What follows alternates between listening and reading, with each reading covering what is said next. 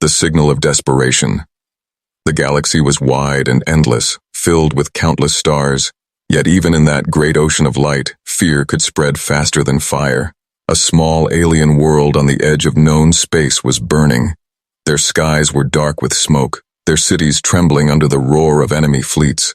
The proud rulers of that world, once certain of their safety, now found themselves desperate. Their armies had fallen, their defenses shattered, and their allies had abandoned them. In a last attempt to survive, they gathered inside a broken command hall.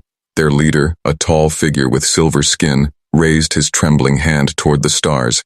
He knew what must be done. A message, a cry for help must be sent. But to whom? Who would hear it? Who would answer?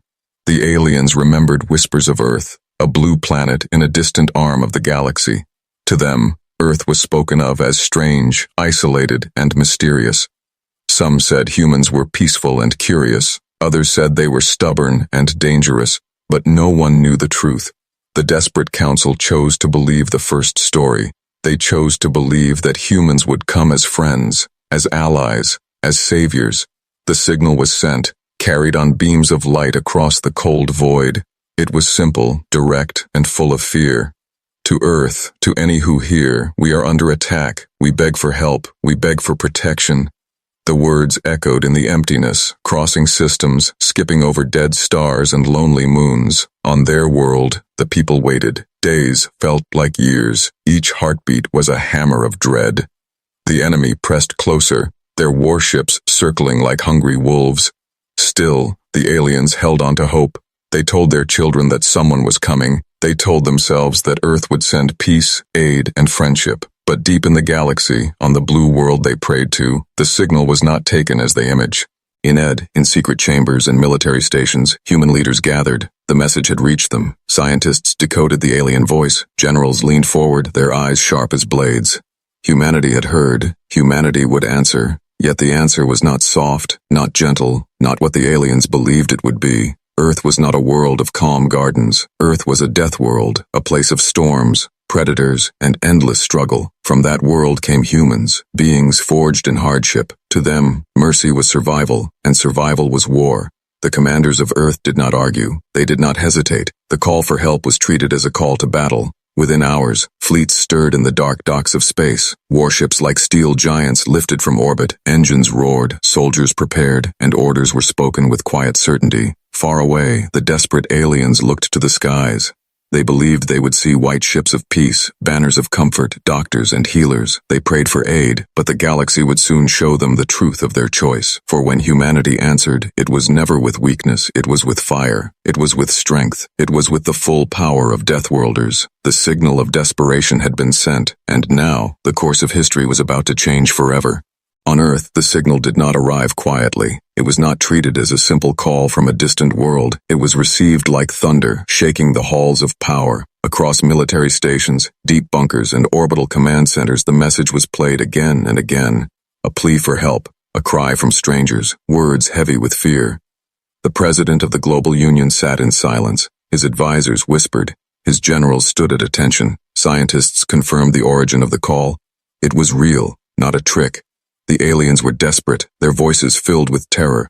The room grew cold as the leaders realized what this meant. Another species, another civilization, begging humanity to save them. But Earth was no ordinary world. Humanity was no ordinary race. They were children of storms and fire. They had survived ice ages, plagues, and endless wars. Their history was written in blood and steel. On Earth, weakness was never allowed. For those who survived, only strength remained. The generals spoke first.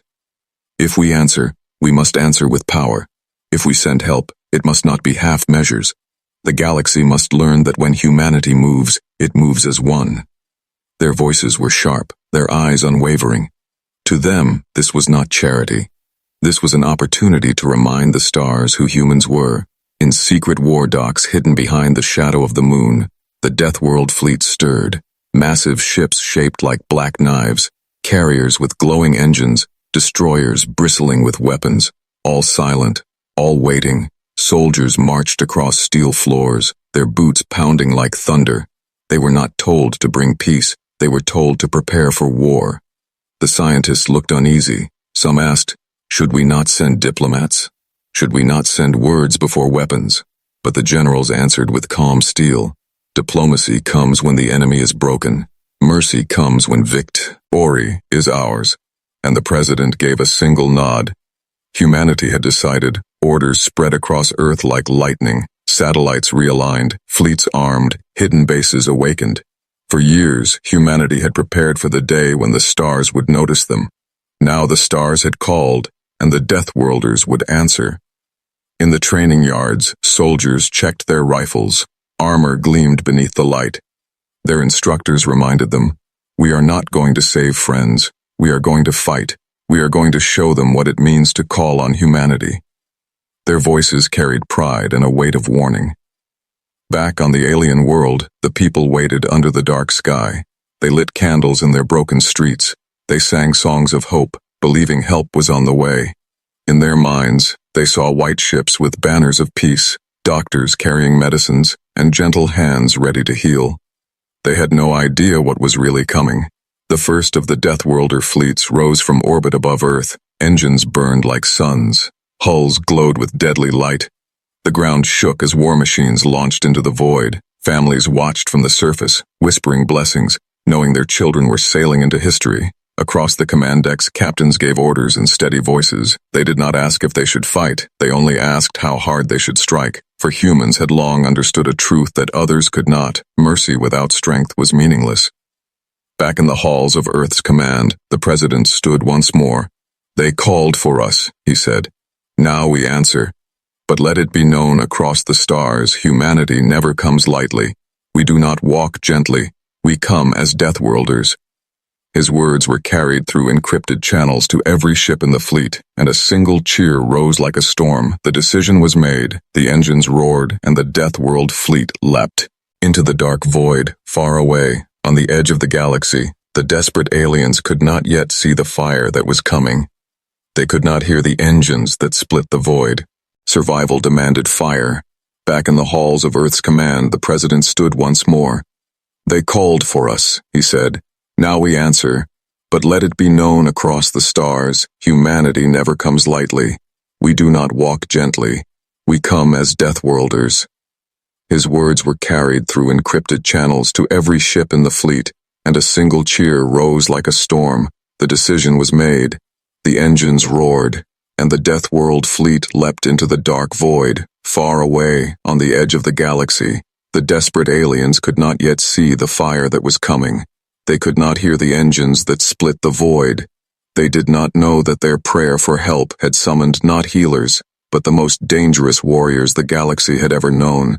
And so, while they prayed for peace, humanity prepared for war. The alien world trembled beneath the shadow of approaching doom. Enemy ships hung in the sky like vultures, their cannons glowing red.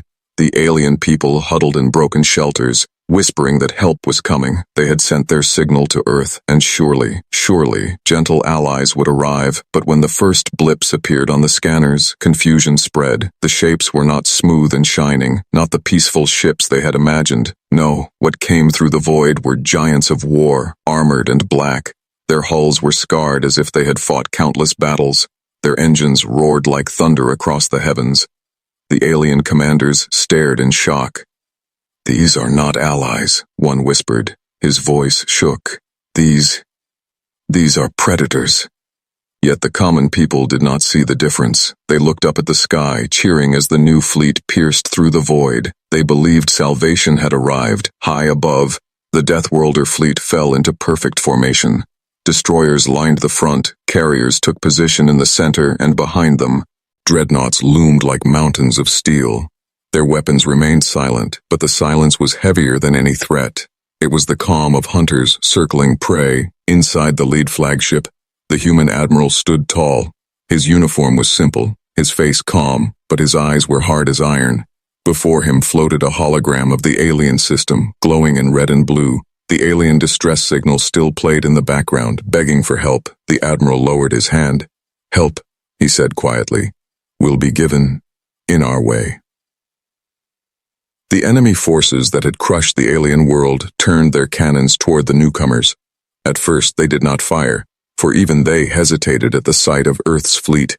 Something primal stirred in their instincts, a warning, a whisper of danger. Still, arrogance pushed them forward. They had fought countless battles. They believed these newcomers would be the same. The aliens on the surface clung to their hope. Their children pointed to the sky, smiling. Their leaders, however, felt unease crawl into their hearts. They had asked for peace, for safety, for gentle strength. But what loomed above them was not gentle, it was terrible. One of the alien counselors whispered, "We may have called a storm." In orbit, human captains relayed their orders. Hold positions, lock weapons, await signal. Across every ship, soldiers strapped in, weapons charged. Their voices carried the same steady rhythm, not fear, not excitement, only readiness. They were Deathworlders, and war was their natural language. Then the first enemy shot came, a red beam of light tearing through the void. It struck harmlessly against the human fleet's shields. A ripple of fire lit the dark sky. For a single heartbeat, silence reigned. Then the admiral gave his command, "Engage." The void exploded. Human cannons roared like thunder. Missiles streaked like falling stars. Enemy. Ships shattered under the first wave. Whole fleets torn apart before they could react.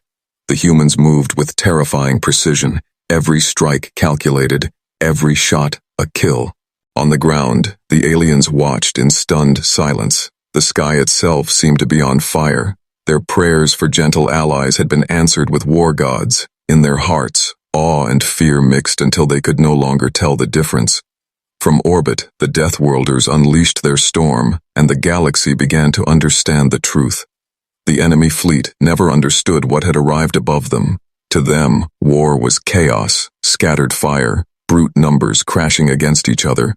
But to humans, war was an art, an ancient craft written into their very bones.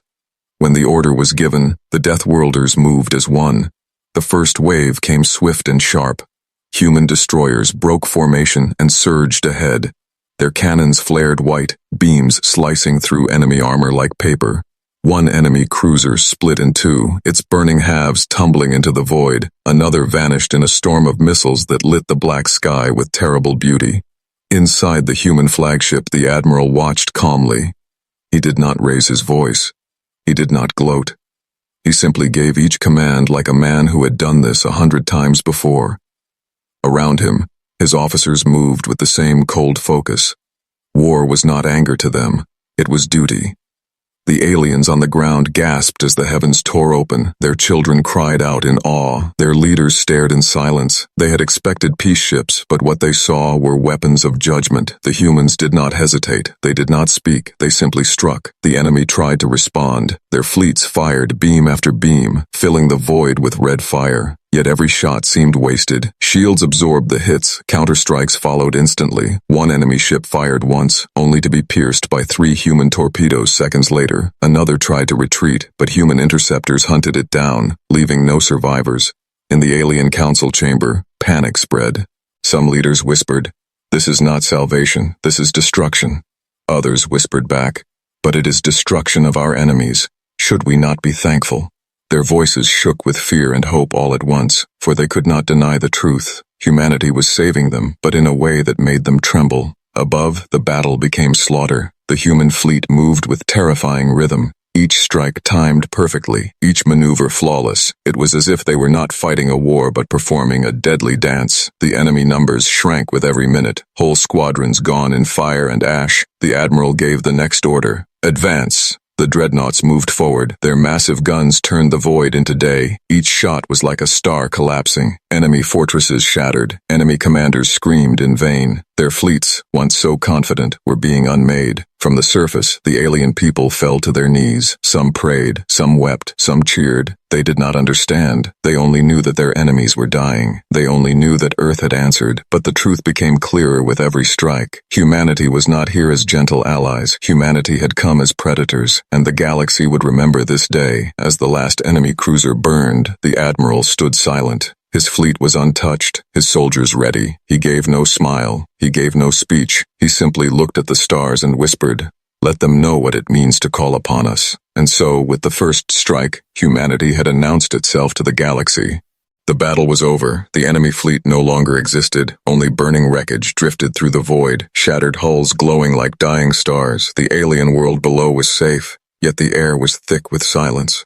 The people looked to the sky, and though they were alive, their hearts were heavy. They had seen salvation, but it came wrapped in terror. News of the battle spread quickly, faster than light, faster than rumor, faster than fear. Across the galaxy, empires and councils received the recordings. They gathered in their great halls, watching in disbelief. Every screen showed the same image, humanity's fleet tearing apart an enemy armada with merciless precision. On the Council of 9, alien leaders trembled. One spoke with a shaking voice. "These humans, these Deathworlders, they are more dangerous than the stories claimed." Another snarled in denial. "No, they are only one species. They cannot threaten the great powers of the galaxy." But even as he spoke, his eyes betrayed his fear, for what the counselors saw was not just victory, it was domination. Humanity had fought without hesitation, without weakness, without loss. The enemy ships had been reduced to dust while the human fleet stood untouched. The balance of power had shifted in a single day. In distant palaces, emperors leaned forward. In hidden caves, rebel leaders whispered with awe. Some saw hope in humanity's power. Others saw doom.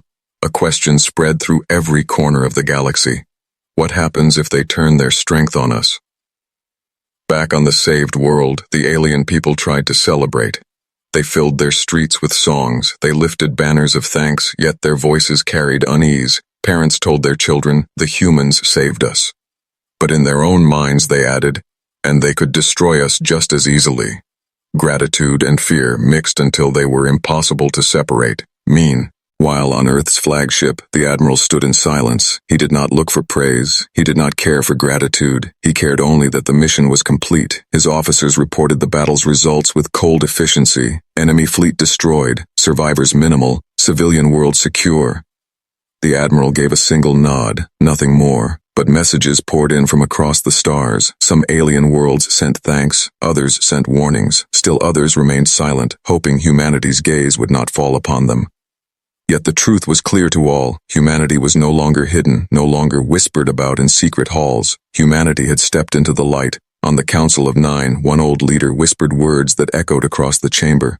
"We thought we feared the enemy. Now we know true fear, for we have seen the Deathworlders, and they are not what we imagined." His words carried like a cold wind, settling into every heart. The galaxy understood something new that day. To call upon Earth was not to call upon gentle hands. It was to summon the storm. It was to invite the fire. And though the rescued aliens bowed in gratitude, the rest of the galaxy trembled, for humanity had announced its presence with war, and war was a language everyone understood. The Deathworlders' message. The alien world was quiet after the battle. The skies once filled with fire now shone with drifting wreckage, burning pieces of enemy ships that would glow for days. The people looked upward, waiting for a sign. They wanted to hear words of comfort. They wanted to believe the humans would stay as friends. A transmission cut through the silence. Every city, every ship, every council chamber on that world received it. On the screen appeared the human admiral. His face was calm, his eyes sharp. He did not smile, he did not bow, he only spoke, and his words struck like thunder. "You called to Earth," he said. "You begged for help, we have given it. But understand this truth. Humanity does not come with soft hands. We are Deathworlders. When we move with fire and steel. When we answer, enemies are destroyed, not reasoned with."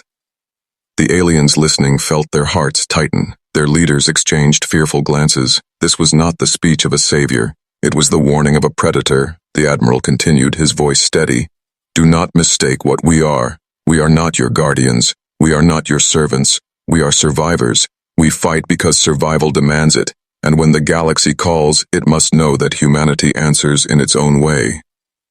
The words spread faster than any fleet. They were carried across channels, copied, replayed, dissected, and feared. Across the galaxy, councils gathered in silence. Their people heard the message and trembled, for the humans had not promised protection. They had promised destruction against any who dared to threaten them. Some alien empires whispered of alliance. "Perhaps we should stay close to the humans," they said. "Perhaps their shadow will shield us." Others whispered of terror. "If they turn against us, none will survive." In both voices, respect and fear were the same on the saved world. Children asked their parents, "Are the humans our friends?" The parents could not answer, for friendship was not what they had seen. They had seen fire, they had seen power, they had seen what it meant to live beside a death world. The Admiral's final words burned into every heart. "Remember this, when you send a signal into the void, be certain of who you call, for when humanity arrives, peace is no longer the only answer. War follows us, survival follows us, and the galaxy will learn to live with that truth." Then the transmission ended. The human fleet stood silent in orbit, their weapons still glowing from battle. No cheers rose from the alien people, no songs filled their streets. Instead, there was a heavy silence. The kind of silence that came when prey realized it had been spared by a predator, spared not out of kindness, but out of choice. In distant star systems, the words of the Admiral echoed. Entire governments trembled, military leaders sharpened their plans. Some prayed never to cross Earth's path. Others wondered if they might use humanity's wrath for their own enemies. But all agreed on one thing. The Deathworlders had revealed themselves, and the galaxy would never forget their message. A changed galaxy. The human fleet lingered in orbit, silent as mountains. Their weapons dimmed, their engines glowed faintly, yet every ship radiated power. The rescued alien world gazed upward with awe and dread. They were alive, yes, their enemy was gone, but the cost of that salvation weighed heavily on their hearts. The alien council gathered once more. Their silver-skinned leader rose slowly. His voice shook as he spoke. "We are safe because of them, but we are no longer the same. We called for allies, but we summoned something far greater." Around him the counselors whispered, some in gratitude, some in fear. No one dared to say it aloud, but all of them wondered, have we traded one terror for another? On the streets, people built statues and raised banners. Children painted human warships on walls, singing songs of survival. Yet in the quiet corners, old men whispered, "The storm saved us, but storms do not choose their path. They destroy all in their way." The people tried to celebrate, but their laughter carried unease. Far beyond that world, across the spiral arms of the galaxy, the message spread like wildfire. On distant thrones, alien emperors clenched their fists. In dark chambers, councils of war studied recordings of the battle again and again. They saw the precision, the ruthlessness, the cold power of the Deathworlders. Some declared, "We must prepare to resist them." Others said, "No, we must bend before they look our way."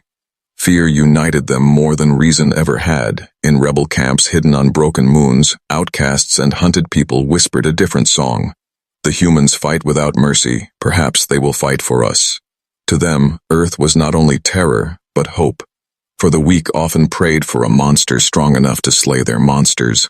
Back on the flagship, the Admiral stood at the viewing deck. He watched the rescued planet spin slow. Beneath him, his officers waited for orders, expecting a speech, expecting some words of triumph. But the Admiral only said, "Our duty is done. Prepare the fleet for departure." To him, victory was not glory, it was survival. When the humans finally left orbit, the sky grew quiet once more. Their warships vanished into the dark, leaving behind silence heavier than any noise. The alien world exhaled as though waking from a nightmare.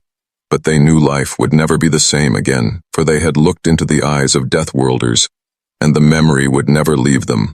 Weeks later, in every council, in every empire, the same words were repeated. Be careful what signal you send into the void, for humanity may be listening.